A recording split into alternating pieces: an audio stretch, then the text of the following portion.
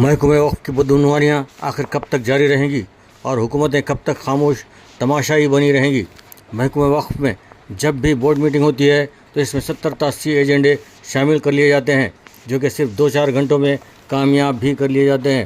کیا ان ایجنڈوں پر صرف 2-4 گھنٹوں پر غور و خوض مکمل ہو سکتا ہے؟ کبھی کبھی ایسا بھی ہوتا ہے کہ بورڈ میٹنگ ختم ہونے کے قریب ہوتی ہے، تب 5-7 ایجنڈے اچانک شامل کرتے ہوئے اسے بھی پاس کر لیا جاتا ہے۔ عموماً ایجنڈوں پر مکمل اتفاق رائے ہوتا ہے، وہ کس طرح ہو سکتا ہے پتہ نہیں۔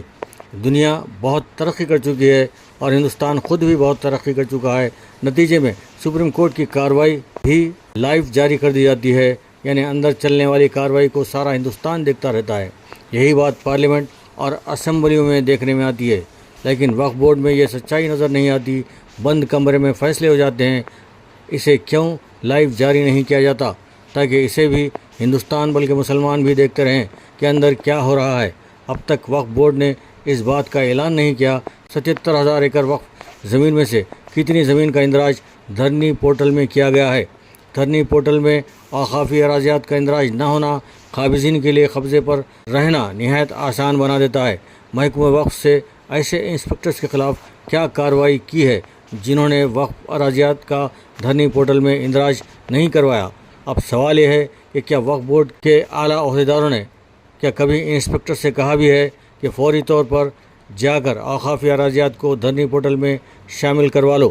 اور اگر نہیں کیا تو کیوں نہیں کیا؟ اس کے عوامل کیا ہیں؟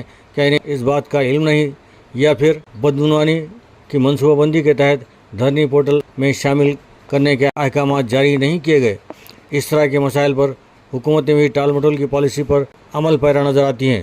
سابقہ حکومتوں میں بھی اوقافی قوانین پر عمل نہ کرنے کے سبب ضلع تلنگانہ کی 57,000 ایکڑ زمین پر قابضین موجود ہیں اور اس سے استفادہ کر رہے ہیں۔